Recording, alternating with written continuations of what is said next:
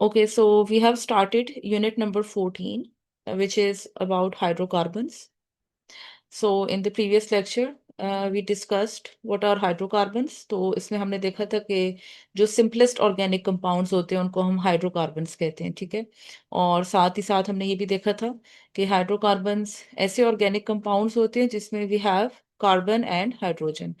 अगर इसमें और एलिमेंट्स की एडिशन हो जाए तो फिर वो डेरिवेटिव्स कहलाते हैं, डेरिवेटिव्स ऑफ हाइड्रोकार्बन्स। अब इसकी टाइप्स बहुत सारी हैं और वो डिपेंड करता है कि हमारे पास कार्बन एटम के दरमियान कौन सा बॉन्ड है, ठीक है। तो चैप्टर 13 में हमने इसकी टाइप्स पढ़ी थी। तो अब यहाँ पे हमने जो टाइप्स पढ़ी थी उसमें अल्केन्स था और अल्काइंस था। तो अल्केन्स में हमारे पास सिंगल कोवलेंट बॉन्ड होते हैं कार्बन के दरमियान में। जो अल्कीन्स होते हैं उसमें डबल होते हैं और अल्काइंस में ट्रिपल बॉन्ड होते हैं। तो यहाँ पे हम लोग अब अल्केन्स को डिस्कस करें। अल्केन्स को हम सेचुरेटेड हाइड्रोकार्बन्स भी कहते हैं। सेचुरेटेड मीन्स कि इसमें सारे सिंगल बॉन्ड्स होते हैं। इनका अपना एक जनरल फॉर्मूला होता है CnH2n+2, where n represents the number of carbon atoms. Now each carbon atom has 4 bonds. तो इसमें जब हम लोग सबसे सिंपलेस्ट वाला पुट करते हैं इस फॉर्मूले में, जनरल फॉर्मूले में, CnH2n+2 में जब N1 पुट करते हैं, so we get CH4 which is the simplest of the alkane molecule, और उसको हम कहते हैं methane. And methane is a component of natural gas. तो यहाँ पे आपको इसका स्ट्रक्चर दिखाया गया है और ये स्ट्रक्चरल फॉर्मूला है इसका। और इसी तरह अगर हम आगे आगे जाते जाएं, एन की वैल्यू इंक्रीज करते जाएं, यानी अगर हम एन की जगह पहले हमने 1 पुट किया था तो CH4 आया, जब 2 पुट करेंगे तो C2H6 आएगा, 3 पुट करेंगे तो C3H8 and up to so on, ठीक है। तो ये इस तरह पूरी इसकी एक सीरीज बन जाती है। तो यहाँ पे इन्होंने इथेन का मॉलिक्यूल शो किया हुआ है, उसके बाद फिर पेंटेन, फिर butane and up to so on. उसके बाद हमने जो डिस्कस किया था that was general methods of preparation of alkanes. हमने इसमें देखा था कि हम अल्केन्स को प्रिपेयर कैसे कर सकते हैं। तो सबसे पहला जो मेथड हमें बताया गया है that is by the hydrogenation of alkenes and alkynes. जो हमारे पास अल्कीन्स हैं जिसमें डबल बॉन्ड होते हैं और अल्काइंस हैं जिसमें ट्रिपल बॉन्ड होते हैं। तो इसमें अगर हम हाइड्रोजनेशन करें, hydrogenation means addition of hydrogen, तो हाइड्रोजन ऐड करके सबसे पहले हम अल्काइंस को कन्वर्ट कर सकते हैं अल्कीन्स में, और अल्कीन्स को फिर हम कन्वर्ट कर सकते हैं अल्केन्स में, तो उससे हमारे पास अल्केन्स आ जाते हैं। तो इसमें हम लोगों ने ये इसके जो रिएक्शन था वो देखा था। And this reaction was carried out in the presence of nickel, which acts as a catalyst. The temperature was around 200 to 300 degree Celsius, which is quite high. तो इसमें जब हमने देखा था इथाइन को, जब हम इसमें हाइड्रोजनेशन करते हैं यानी एडिशन ऑफ हाइड्रोजन, तो यहाँ पे इसके दरमियान ये जो ट्रिपल बॉन्ड था, ये ट्रिपल बॉन्ड टूट जाता है और यहाँ पे एक एक हाइड्रोजन यहाँ पे और एक यहाँ पे ऐड हो जाता है, तो हमारे पास इथीन बन जाता है। अब ये डबल बॉन्ड हो गया, CH2 डबल बॉन्ड CH2। और इसी तरह इसी इथीन को इसमें भी जब हम हाइड्रोजनेशन करते हैं, हाइड्रोजन ऐड करते हैं, तो ये जो इसके भी डबल बॉन्ड है ये टूट जाते हैं और ये सिंगल बॉन्ड बन जाता है। तो एक हाइड्रोजन यहाँ ऐड हो गया, एक यहाँ पे ऐड हो गया, तो CH3CHE we get ethane which is an alkene. तो ये आपके पास पहला मेथड है। इससे रिलेटेड जो कॉन्सेप्ट असेसमेंट थी वो हम देख चुके हैं। फिर उसके बाद जो दूसरा मेथड है that is the by the reduction of alkyl halides. तो अल्काइल हेलाइड्स में हमने पढ़ा था कि इसमें जिंक यूज होता है, एक्वस फॉर्म में होता है। तो इसमें भी हमारे पास अल्केन प्रोड्यूस होता है और इसमें एक्वस सोल्यूशन यूज किया जाता है HCl और CH3COOH का। इसका भी यहाँ पे आपको रिएक्शन दिखाया गया है। इसमें ये जो H है एक ही CH3 के साथ ऐड होके CH4 बन गया, और ये H जो है वो Cl के साथ HCl बन गया। तो यहाँ पे अब जो हाइड्रोजन, एटॉमिक हाइड्रोजन होती है उसको हम नेसेंट हाइड्रोजन कहते हैं। और ये जो नेसेंट हाइड्रोजन है ये रिड्यूस कर देता है अल्काइल हेलाइड को, और इस प्रोसेस को रिडक्शन कहते हैं। फिर इसकी भी कॉन्सेप्ट असेसमेंट हम डिस्कस कर चुके हैं।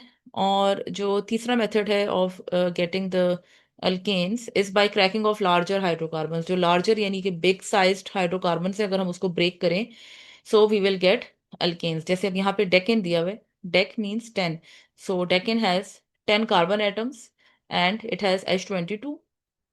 तो जब हम इसको भी ब्रेक डाउन करते हैं, अच्छा अब इसको ब्रेक डाउन करने के लिए we need lots of heat. So इसका temperature is quite high, temperature is 450 to 750 degree Celsius. तो ये जब टूट जाता है तो हमारे पास ऑक्टेन और इथीन आता है। तो ऑक्टेन हैज 8 ऑक्ट मीन्स 8, तो यहाँ पे कार्बन के 8 एटम्स हैं, H18 है और इथीन आ जाते हैं हमारे पास। तो इस तरीके से भी हम जो लार्जर हाइड्रोकार्बन कार्बन हैं उसको ब्रेक करके we can get alkanes. That was about the preparation of alkanes.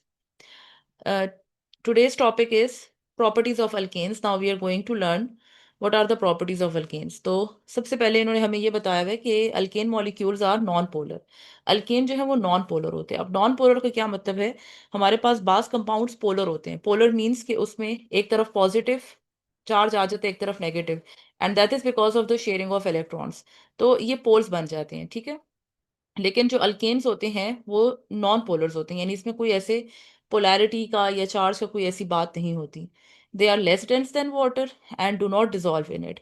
अब ये पानी से लेस डेंस होते हैं, तो यानी इसकी डेंसिटी कम होती है। अगर तो इसकी डेंसिटी ज़्यादा होती तो फिर ये पानी के अंदर हल हो जाते। तो चूंकि ये लेस डेंस है, that is why they do not dissolve in water, ये पानी में डिजॉल्व नहीं हो सकते। Chemically alkanes do not react with most ionic compounds, और अल्केन्स चूंकि खुद नॉन पोलर हैं इसलिए वो मोस्टली आयोनिक कंपाउंड्स के साथ भी रिएक्शन नहीं करते। आयोनिक कंपाउंड्स क्या होते हैं? जिसमें आयंस होते हैं, आयंस यानी कि पॉजिटिव एंड नेगेटिव चार्ज जिसपे होता है, ठीक है। तो ये आयंस के साथ भी रिएक्ट नहीं करते। The lack of reactivity makes them useful solvents, तो चूंकि इनमें रिएक्टिविटी कम होती है, रिएक्शन कम होता है, तो ये एक बहुत अच्छे सॉल्वेंट्स के तौर पे इस्तेमाल हो सकते हैं। जैसे कि इन्होंने यहाँ पे हमें एग्जांपल दी हुई है। For example, hexane is used to extract vegetable oils from corn, soybeans and cotton seeds etcetera. जो हेक्सेन होता है, जिसमें हमने पढ़ा था C6 होते हैं, तो उसमें वो हम यूज करते हैं वेजिटेबल्स ऑयल को एक्सट्रैक्ट करने के लिए। एक्सट्रैक्ट मतलब उसको निकालने के लिए। जैसे कि हमारे पास कॉर्न है, कॉर्न क्या होती है? मकई। और सोयाबीन होता है, और कॉटन सीड जिसको हम कपास भी कहते हैं, जिससे हमें कॉटन मिलती है। तो इससे अगर हमने ऑयल निकालना हो तो उसके लिए हेक्सेन का इस्तेमाल किया जाता है। Alkanes contain up to 4 carbon atoms are colourless and odourless. अच्छा, वो अल्केन्स जिसमें 4 कार्बन एटम्स होते हैं, यानी 1 से लेके 1 2 3 4, तो वो कलरलेस होंगे, यानी it has no colour. And odourless यानी उसमें कोई ऑर्डर, कोई स्मेल नहीं होती। वो गैसेस फॉर्म में होते हैं जो पहले 4 अल्केन्स हैं। Alkanes containing 5 to 17 atoms are colorless and odorless liquids। अब वो alkanes जिसमें 5 से लेकर 17 एटम्स मौजूद हैं, कार्बन एटम्स, तो वो कलरलेस होंगे, यानी it has no colour. And वो भी ऑर्डरलेस होंगे, but they will be in liquid form. And higher alkanes are solids. जो इससे ऊपर अगर हम चले जाएं, 17 से ऊपर, 18 19 and up to so on, because we have lots of क्या कहते हैं, हाइड्रोकार्बन्स एंड अल्केन्स। तो कहते हैं कि अगर हम इसमें हायर अल्केन्स की तरफ चले जाएं तो वो फिर सॉलिड फॉर्म में होंगे, but again they are colourless and odourless. तो यहाँ पे इन्होंने इसकी कुछ प्रॉपर्टीज हमें बताई हैं। कौन कौन सी प्रॉपर्टीज थी? Number 1, it is non polar. Number 2, they are less dense. Number 3, they do not dissolve in water. Number 4, they do not react with ionic compounds. And number 5, they are used to extract vegetable oils. And number 6, that alkanes having 4 carbon atoms are colorless, odorless gases. Number 7, alkanes having 5 to 17 atoms are colorless, odorless liquid. And point number 8 is that higher alkanes are solids and they are also colorless and odorless. So you can also write all of these properties in points as well. Next is halogenation. अब हम इसमें halogenation के बारे में पढ़ते हैं कि halogenation क्या होती है। Although unreactive towards ionic substances, alkanes readily react with halogens in sunlight.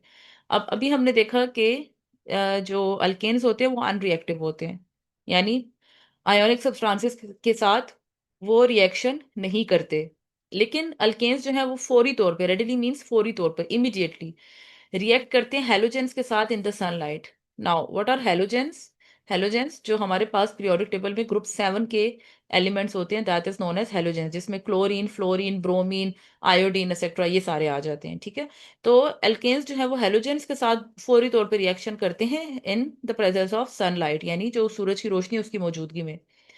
So a chemical reaction that takes place in the presence of sunlight is known as photochemical reaction। अब हमारे पास ऐसा रिएक्शन जो सिर्फ सूरज की रोशनी की मौजूदगी में होता है, उसको हम फोटोकेमिकल रिएक्शन कहते हैं। यानी ये एक ऐसा रिएक्शन है जिसके लिए sunlight is necessary, so that is known as photochemical reaction.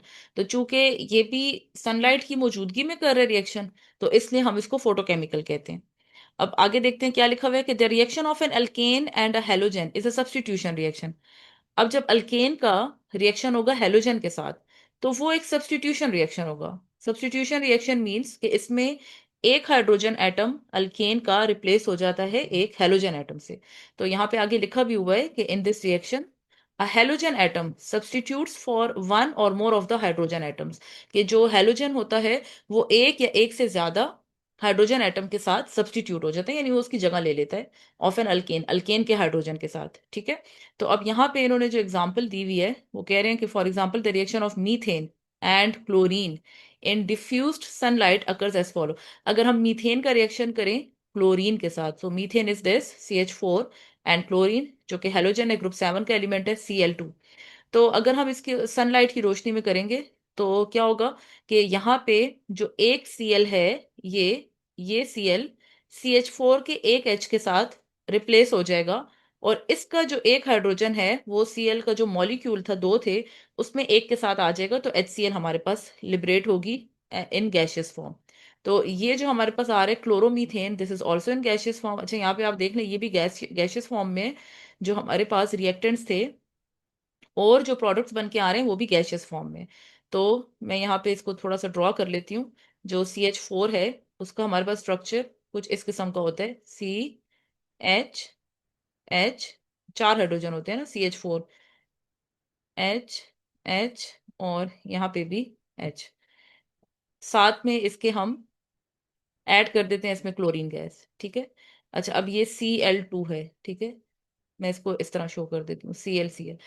जब इन दोनों का रिएक्शन होगा, सो एज अ रिजल्ट ये वाला एक H रिप्लेस हो जाएगा इस Cl के साथ। ठीक है। सो मैं इसको ऐसे सर्कल कर रही हूँ ताकि आपको समझ आ जाए। तो अब जो हमारे पास नया स्ट्रक्चर बनेगा, it should be like this, CH, here we have another H and H, और ये जो फोर्थ H था इसकी जगह Cl आ जाएगा। सो इट बिकम्स ये CH3Cl, ये आ गया। ठीक है। प्लस ये जो H इधर चला गया था तो ये हो जाएगा HCl। तो ये हमारे पास दूसरा प्रोडक्ट आ गया which is HCl in the gaseous form. So, in direct sunlight, the reaction of methane with chlorine is explosive and forms carbon and HCl। अच्छा, जो डायरेक्ट सनलाइट होगी तो उसमें अगर हम ये करेंगे तो ये एज एन एक्सप्लोसिव काम करेगा, एक्सप्लोसिव होगा and it forms carbon and HCl। तो इस सूरत में ये कुछ इस तरह होता है कि इसमें कार्बन आ जाती है, कार्बन भी लिबरेट होती है और साथ में HCl। तो यहाँ पे अब इसके 4 मॉलिक्यूल्स बन रहे हैं HCl के साथ। ठीक है। तो यहाँ पे आप देखो कि Cl2 के भी 4 मॉलिक्यूल्स हैं, 2 2 4, और यहाँ पे भी है। तो ये जो चारों हाइड्रोजन है ये इसके साथ आ जाएंगे। ठीक है। और ये कार्बन जो है वो अलग से निकल आएगा। तो ये आपको सबसे पहला इसका दिखाया गया है जो रिएक्शन था, या जो अल्केन की प्रॉपर्टी है, एक फोटोकेमिकल रिएक्शन आपको समझाया गया और उसमें दोनों आपको दिखाए गए हैं। एक पहला रिएक्शन है जो कि डिफ्यूज सनलाइट में है, और एक दूसरा रिएक्शन है that is in the direct sunlight. अच्छा, फिर जो हमारे पास इसी से रिलेटेड दूसरी प्रॉपर्टी है दैट इज ऑफ कंबस्शन। अब कंबस्शन किसको कहते हैं? कंबस्शन का मतलब है जलने का अमल, जो बर्निंग प्रोसेस होते हैं। ठीक है, let me right it over here, burning process, and it always happens in the presence of oxygen. So a reaction of a substance with oxygen or air that causes the rapid release of heat and the appearance of a flame is called combustion। तो यहाँ पे ये आपको definition दी गई है combustion की। Combustion या जलने का अमल क्या होता है? तो ये एक ऐसा रिएक्शन होता है जो ऑक्सीजन की या हवा की मौजूदगी में होता है। Okay, so you have to remember that combustion cannot occur without oxygen or air. If there is no oxygen, there will be no combustion. If there's no air, there will be no combustion because air contains oxygen। तो जब oxygen या air की मौजूदगी में एक reaction हो और वो रिएक्शन रैपिड रिलीज करे हीट को, रैपिड मींस वेरी फास्टली, तेजी से, तेजी से अगर वो हीट को रिलीज करे यानी हरारत को, and appearance of a flame, और उसमें आपको एक शोला नजर आए, एक फ्लेम नजर आए, एक चिंगारी नजर आए, उसको हम कहते हैं कंबस्शन। Hi तो Abdullah, my combustion, name is. Okay, so combustion या जो जलने का अमल होता है वो यही होता है कि उसमें एकदम से हमें फ्लेम नजर आती है, या एक आग का एक वो नजर आता है, ये जो जलने का होता है। ठीक है। अच्छा जी, फिर उसके बाद क्या कह रहे हैं कि complete combustion of an alkane produces carbon dioxide. तो जब कंबस्शन का प्रोसेस कंप्लीट हो जाता है, जब हम एल्केन जब कंप्लीट कंबस्शन से गुजरता है, सो इट प्रोड्यूसेस, इसमें हमारे पास क्या क्या प्रोड्यूस होते हैं, कार्बन डाइऑक्साइड प्रोड्यूस हो रही है, वाटर, और साथ में हीट प्रोड्यूस हो रही है। तो इसका रिएक्शन यहाँ नीचे लिखा हुआ है। Most of the alkanes burn with the blue flame. तो जो अल्केन्स है जब वो जलते हैं तो उसमें एक ब्लू कलर की फ्लेम निकलती है, यानी जो उसकी एक आग होती है वो एक ब्लू सी होती है। अब यहाँ पे जो नेचुरल गैस के बनने का प्रोसेस है वो आपको दिखाया गया। नेचुरल गैस हमने पढ़ा था, मीथेन होती है CH4। तो यहाँ पे आपको जो रिएक्शन भी दिखाया गया है, methane which is the simplest of the alkane, तो उसको जब ऑक्सीजन के प्रेजेंस में बर्न किया जाता है, जब ये मिल जाते हैं, so what do we get as a result, as a product we get carbon dioxide. उसमें कार्बन डाइऑक्साइड रिलीज होती है, उसमें वाटर रिलीज होता है, और उसमें हीट होती है। नाउ यू वुड थिंक कि उसमें तो वाटर कहाँ से आ गया जब हम आग जलाते हैं या गैस जलाते हैं। So actually that water is in the form of vapours, ठीक है, we can not see it, but there are vapours, ठीक है। साथ में इन्होंने देखे जी लिखा हुआ है, गैशियस फॉर्म में वो रिलीज हो रहा है। तो ये जो प्रोसेस होते हैं कंबस्शन का प्रोसेस होता है। उसके बाद फिर कह रहे हैं कि the lighter alkanes are widely used as fuels. जो लाइटर अल्केन्स हैं जिसमें ये जो कार्बन की मिकदार कम होती है, जैसे अभी हमारे पास एक सबसे पहला सिंपलेस्ट वाला था मीथेन, फिर ईथेन, फिर ये सारे लाइटर अल्केन्स में आते हैं। तो कहते हैं उनको हम एज अ फ्यूल यूज करते हैं, ईंधन के तौर पे। और उसकी वजह क्या है? उसकी वजह यह है कि their combustion can be controlled. उसमें जो कंबस्शन का प्रोसेस है, जो जलने का अमल है, उसको हम कंट्रोल कर सकते हैं। They produce large amount of heat पर ग्राम। उसमें 1 ग्राम में ज्यादा हीट प्रोड्यूस होती है। And they are cheap and readily available. ये जो हमारे पास जैसे अब नेचुरल गैस है, कोल है, नेचुरल गैस वगैरह ये चीजें हो गई, ये ऑर्गेनिक कंपाउंड्स हैं, तो ये बहुत चीप होते हैं, यानी सस्ते होते हैं, एंड रेडिली अवेलेबल, हमें आसानी से मौजूद, हमें मिल जाते हैं आसानी से। तो इनको ढूंढना भी मुश्किल नहीं होता, इनको एक्सट्रैक्ट करना भी मुश्किल नहीं होता, और इनको एक्सपोर्ट करना भी मुश्किल नहीं होता। So they are available. Incomplete combustion occurs in the presence of limited supply of oxygen.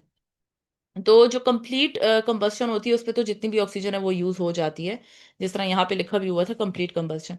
लेकिन हमारे पास एक इनकम्प्लीट कंबस्शन भी होती है। इनकम्प्लीट कंबस्शन मींस कि हमारे पास जो ऑक्सीजन है वो बहुत कम मिकदार में, लिमिटेड मिकदार में मौजूद है।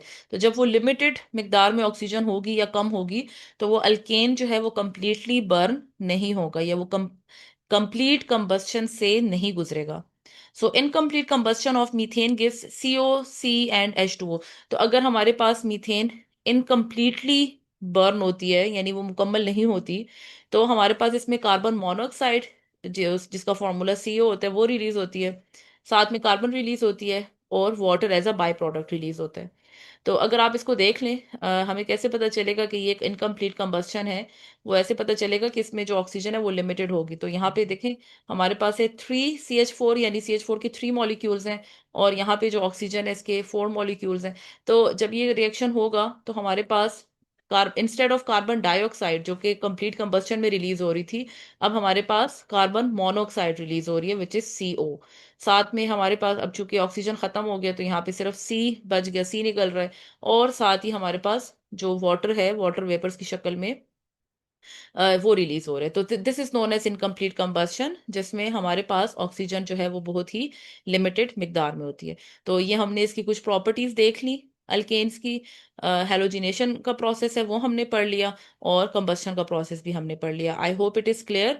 और एंड में आपको कुछ की पॉइंट्स बताए गए हैं, वही चीजें जो हम पढ़ चुके हैं कि hydrocarbons are compounds that contain carbon and hydrogen only.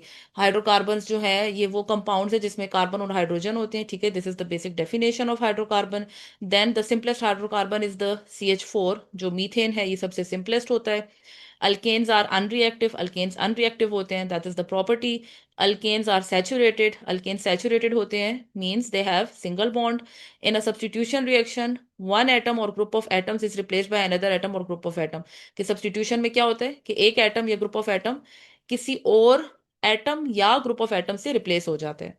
और addition of hydrogen molecule in unsaturated hydrocarbon is called hydrogenation.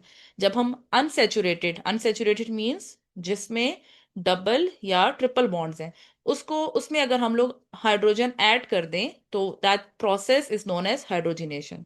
ठीक है। So that was your chapter. आगे कुछ रिव्यू क्वेश्चंस हैं, and short or long questions हैं। So I hope you will be able to solve it by yourself. ठीक है, तो ये हमारा चैप्टर कंप्लीट हो गया।